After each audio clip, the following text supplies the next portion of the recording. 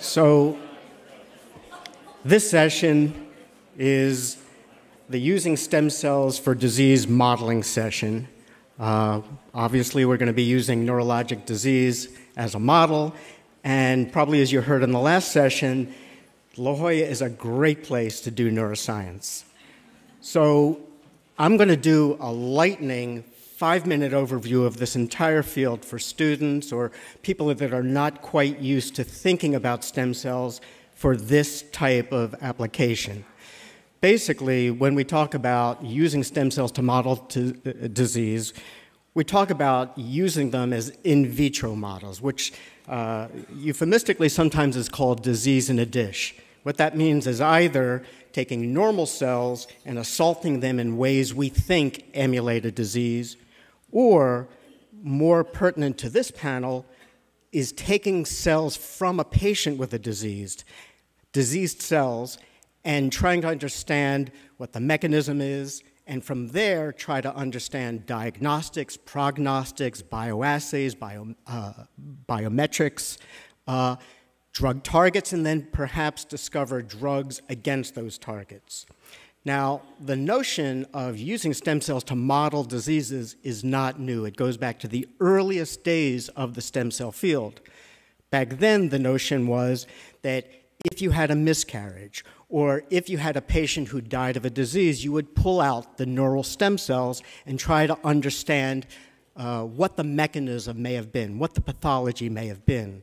With the advent of embryonic stem cells, meaning that you could get blastocysts that were diagnosed as having a disease from pre-implantation genetic diagnosis, you could now make human pluripotent stem cells and get all cells of the body, including neural stem cells, and try to understand it that way. Now, all of this involved serendipity to an extent. Something had to die exactly when you were able to get them. What the advent of iPS cells allowed was the ability to get previously inaccessible cells from living patients, and not only living patients, but from their relatives, and from whole scores of patients with a particular disease. And when I talk about iPS cells, I'm including the whole notion of being able to reprogram.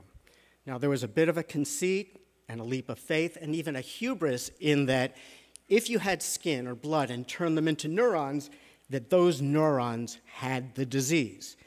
However, despite this bit of hubris, scientific hubris, it seems to have worked out in ways that at least have been informative, as I think you'll hear from the panel. Now, this approach has been most successful for monogenic diseases, known monogenic diseases, where you know the pathway, you know the protein, you know the cell type, and then you try to unravel it.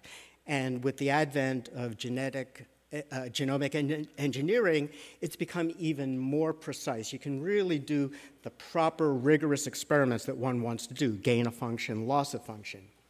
The real challenge, at least for the nervous system, but for many diseases, is that most diseases are not monogenic. They're complex, they're polygenic, they're multifactorial, but how do we begin to model those diseases? And that's what makes this panel a bit exciting, in that neuropsychiatric disorders are the poster children for those kind of diseases. The reason being that they are very difficult to diagnose. Very often they're diagnosed based on behavioral signs, which in and of themselves can be overly subjective, very difficult to quantify in humans, and that the drugs that we use against these diseases often have completely unknown mechanism of action in the particular disease for which they're treated.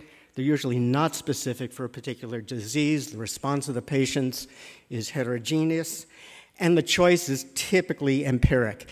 We don't know if this is a continuum or not. We sometimes treat them that way, but as we get to know more, we'll probably find that, in fact, they are somewhat discrete with different genetic and molecular backgrounds.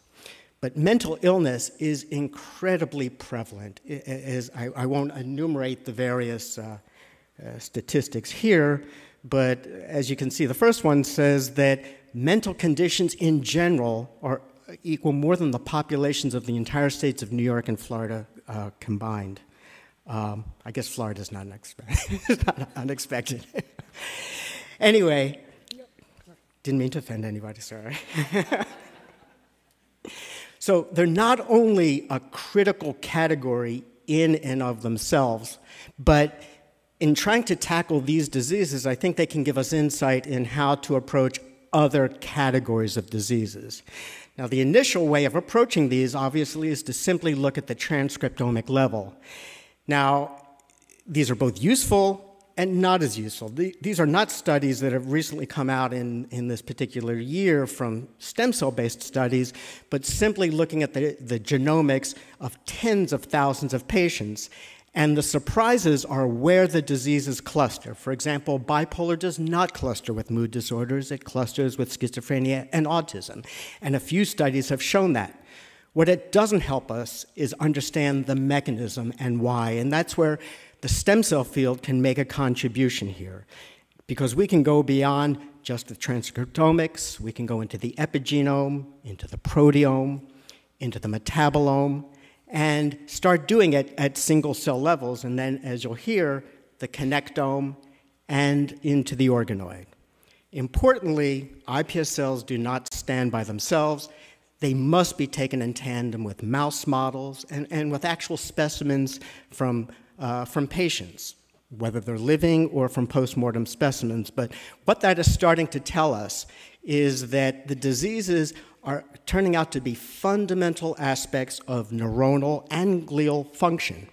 Our own particular contribution in this regard was published recently. I won't talk about that at all, but that and what the speakers today will talk about indicate that we're starting to think of these diseases as what I like to say are networkopathies, that we're no longer focusing on single cells, but how cells connect with each other. Now, even though we're going to be talking about neuropsychiatric disorders, I think there's a lesson here for those of us who also do other aspects of regenerative medicine, that it's not solely individual cells that have the defect, it's how they connect together. But as I said, there's a bit of a hubris, but it's intriguing to think that systems or organs or specimens that are fairly readily accessible, like skin and blood, can give us maybe insights into processes that are very complex and somewhat inaccessible, like network functioning in the brain. What we would use this for are, as I said, to get assays. With the assays, we can screen drugs, or we can follow new interventions into clinical trials. And we have the infrastructure to do huge amounts of screening of drugs, including for FDA-approved drugs that can be repurposed if we have the right assay. So in conclusion, before I introduce the speakers that will talk about this, that modeling diseases in a dish is probably an emerging near-term use of stem cell biology. And in this case, it's not so much the cell that goes into the patient, but the drug discovered from the cell that goes into the patient, because it helps us understand mechanisms, gives us assays, identifies targets, and then even helps us identify the drugs against those targets. So this is our lineup of speakers that will really kind of elaborate on this really exciting and critical emerging theme in the stem cell field. So we'll start with Kristen.